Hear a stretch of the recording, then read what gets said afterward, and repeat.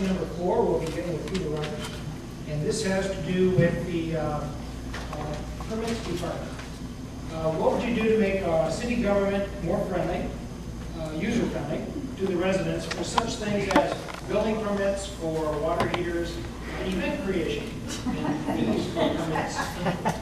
Okay, well, just in general, permits and using the counter, the engineering counter, I've proposed several times having kind of a concierge service to, if you're a developer, you can be stepped through the whole process instead of being handed off one by one. As far as fees for specific things such as water heaters and other things, it was we did an across-the-board fee increase based on studies being done. And as you know, I've been quoted in the paper saying that on a couple of things, they are too high than what they should be, and our city staff is going to review those and bring them probably back down, or recommend bringing them down to a level that was more acceptable. But some of our fees, recreation and otherwise, we try to set fees based on averages of other cities in the surrounding areas. Many times for years, we've been lower in many of the cases. We're trying to come right in the middle when it comes to salaries of our employees or fees that are paid for different uses within the city, and that's where we are at the moment.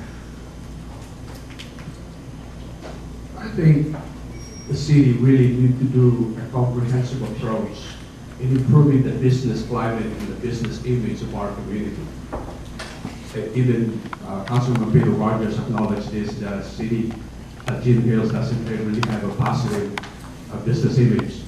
And in one of your meetings that I saw, you were asking Ms. Lombardo, how can we improve our business image? And the only thing that I heard from Ms. Lombardo was, well, we're returning phone calls now within 24 hours. I think that really need to do an assessment of what needs to be done in order to improve not just the permits, but the overall things that needs to be addressed in order to improve the business climate and the business image of Gin Hills. Mom and pop is very, very hard to open up business in Gin Hills. And the other thing I'd like to address is, when the shop's being built, and this will give you an insight into the dynamics of the thinking of the council. I'm sorry, I have to stop now because the timer. It's 1 minute. As far as building permits and the service that we provide at City Hall, I expect Nordstrom service. I believe our citizens deserve the very best. As far as the cost of permits, do we make mistakes, the city? Yeah, we do. And we did recently adjust our pricing to be the medium as far as surrounding cities. And we did make a mistake on the water heaters. Seniors were paying excess amount of money, and now we're looking at that and getting ready to reduce it. I believe as far as business friendly, we just hired a consultant, and we are striving to communicate better with our businesses to provide a better service for our community.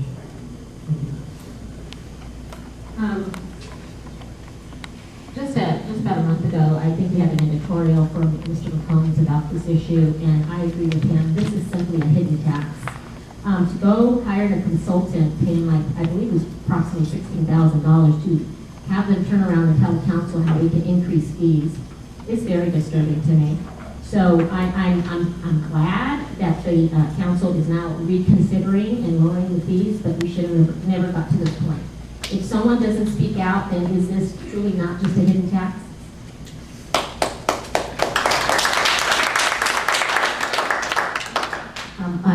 I agree on that point as well. I think probably what concerned me a bit about that is, the statement made was that we were adjusting fees based on average of surrounding cities, yet when a particular resident did a survey, they found that the closest city, I believe our fee was $280 to put in the water heater, and the closest surrounding city was Diamond Bar at $105, I believe. So I'm not sure how we got up to 280 as an average. I'm concerned that perhaps the council isn't getting all the information they need, and that's something we need to address as well. And also, I've talked to a number of businesses, and they do find our processes to be slow, laborious, and almost prohibitive. When you have a restaurant that tries to open, it takes them 6, 7, 8 months. We know we have an issue. And I too would like to see Macy's. Mason said they wouldn't come.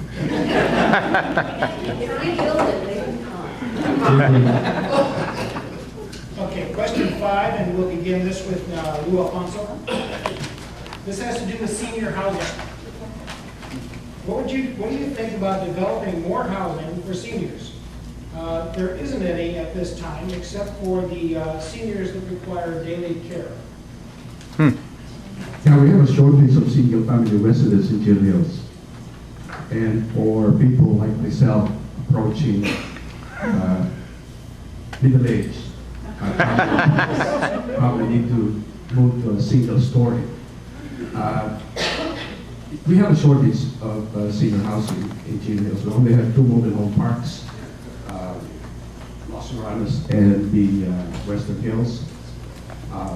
Some people that I've met has recently moved to Cerritos, to Jill Hills. They're renting an apartment right now. They're looking for senior family residents, and they're looking for a single story. They couldn't find any. So maybe one thing that we need to address later on is to invite housing developers who could build more houses for the aging population of our city.